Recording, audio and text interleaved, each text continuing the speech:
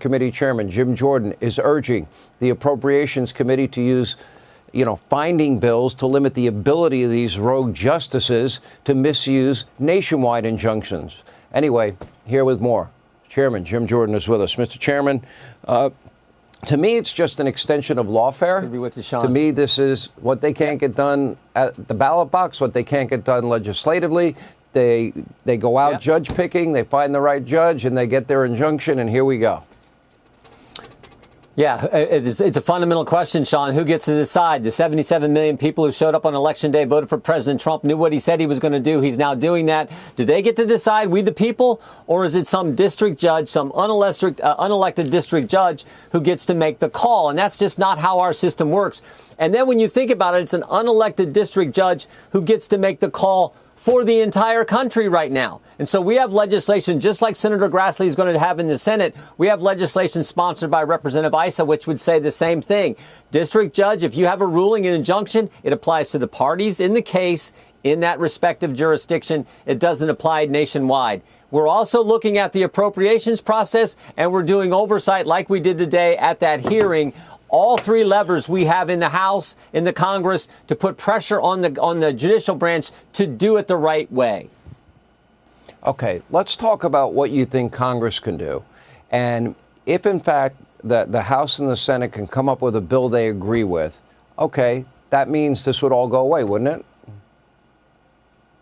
Yeah, we got to get it passed in the Senate. I think we can pass it in the House. We got the majority there. Of course, in the Senate to pass legislation, you got the 60-vote hurdle. You need the supermajority. But maybe, again, we've had justices like Justice Kagan who've said that this shouldn't be the case where one district judge can apply an injunction that impacts the entire country. So you even have justices on the left who've said this is a problem. So maybe we can get to 60, get this legislation passed. But we should continue to do oversight, continue to highlight these decisions that seem so ridiculous, like Judge Boasberg saying, bring the bad guys back to the country. Terrorists, gang members, trendy Aragua gang members who've done terrible things, bring them back. That makes no sense. So highlight that as well. And finally, look at the appropriations process, the power of the purse to impact this as well.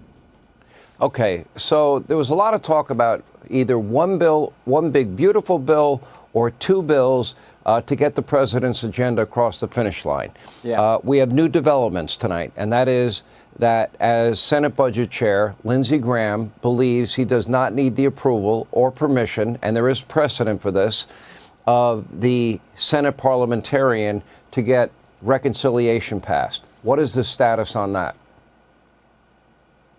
Yeah, I mean, I think the American people think, the people they elect should be in control, not some parliamentarian determining what you can and can't do as a member of the United States Senate, as a member of the United States Congress. So I think Senator Graham is correct. The Senate has a unique set of rules. I'm not as familiar with them as we are the House rules. But if he thinks that can happen, I think the American people agree. They elected the senators. They didn't elect some parliamentarian. Ultimately, the senators are in charge. And if they can determine how to get this done over there, how to navigate through the rules they have and get the product that the president campaigned on and the American people want delivered, then I say go right ahead. Okay, a lot of craziness in the House right now.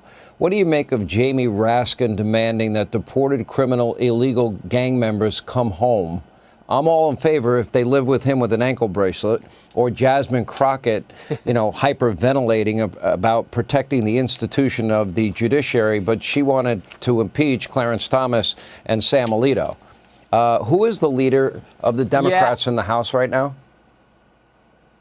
Yeah, I mean, it's obviously Hakeem Jeffries. Well, maybe not obviously, but that's their leader. I do think you're right, Sean. Remember, Chuck Schumer stood on the steps of the United States Supreme Court and said to Justice Kavanaugh and Justices Gorsuch that you will face the whirlwind if you don't rule the way the left wanted them to rule on the case pending in front of the court. So, and then they've also introduced legislation to pack the court. And they've also introduced legislation to impeach Supreme Court justices. And now they're calling us out when we can point to a judge like Judge Boasberg, who said, turn the plane around, bring the bad guys back. These were bad people. They weren't Boy Scouts. They were here illegally and did bad things in their native country and here in the United States. And he said, turn the plane around. And then you couple all that with the fact that Judge Boasberg is the same judge who was on the FISA court, the same judge who said to Kevin Kleinsmith, the guy who lied to the FISA court when they got the warrants to spy on President Trump's campaign, he gave that guy what the Wall Street Journal said was a slap on the wrist for lying to the court, the secret court.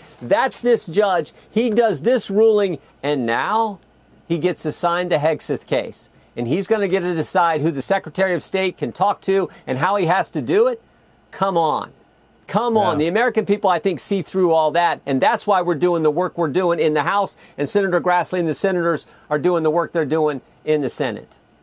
All right, Jim Jordan, as always, thank you. We appreciate you being with us. A conservative climate policy group is urging House Judiciary Committee Chairman, Representative Jim Jordan, R. Ohio, to subpoena records from the Environmental Law Institute's Climate Judiciary Project as part of an ongoing probe into the influence of climate advocacy groups in climate policy litigation. Jason Isaac, CEO of the American Energy Institute, a conservative pro-U.S. energy production policy group, wrote a letter to Jordan last week, pointing to evidence from a September 12 Multnomah County versus ExxonMobil et al. Court filing that he says suggests covert coordination and judicial manipulation. This new evidence raises serious red flags about the credibility of both the so-called science being used in climate lawsuits and the judicial training programs behind the bench, Isaac told Fox News Digital. According to Isaac's letter to Jordan, the court filing submitted by Chevron Corporation earlier this month reveals that one of the plaintiff's lead attorneys, Roger Worthington, had undisclosed involvement in at least 2 so-called scientific studies that the county is presenting as independent, peer-reviewed evidence. One of those studies acknowledged funding from the Climate Judiciary Project in a draft version, but that disclosure was inexplicably removed from the final publication, Isaac said in the letter. Earlier drafts of the study, labeled "Do Not Distribute," were found on Worthington's law firm website, the letter revealed. According to the American Energy Institute, the study seeks to attribute global economic losses from climate change to specific oil companies. The website also included a pre-publication draft of a CJP judicial training module, with internal editorial comments, according to the letter. Isaac told Jordan this markup raises serious questions about how and why a plaintiff's attorney had early access to, and possibly editorial influence over, materials being presented to state and federal judges as neutral science. Another module was designed to educate participant judges on how to apply attribution science in the courtroom, according to Isaac. Attribution science seeks to measure how much human-caused climate change is responsible for certain extreme weather events. Per Science News Explores definition, the Environmental Law Institute has claimed neutrality, yet documents suggest coordination with plaintiffs' counsel who stand to profit from the outcomes, Isaac told Fox News Digital. If the same lawyers suing energy companies are shaping the studies and educating the judges, that is not justice. It is manipulation. Congress is right to dig deeper, and the American Energy Institute is proud to support that effort. Isaac is requesting that Jordan formally request communications, draft documents, funding agreements, and internal editorial notes related to the scientific studies and CJP curriculum. While commending Jordan's leadership, Isaac said, "Judges and the public deserve to know whether the courtroom is being quietly shaped by coordinated climate advocacy posing as neutral expertise." Isaac said the Environmental Law Institute and Worthington should answer several questions about their involvement in the studies, including the Judicial Education module on attribution science. Does ELI regularly seek input from plaintiffs' attorneys on its Judicial Education modules? Isaac questioned. ELI did not fund the nature study, and the Climate Judiciary Project has not coordinated with Mr. Worthington. Environmental Law Institute spokesman Nick Collins told Fox News Digital in a statement, "CJP does not participate in or provide support for litigation," Collins added. Rather, CJP provides evidence-based continuing education to judges about climate science and how it arises in the law. Our curriculum is fact-based and science-first, grounded in consensus reports, and developed with a robust peer review process that meets the highest scholarly standards.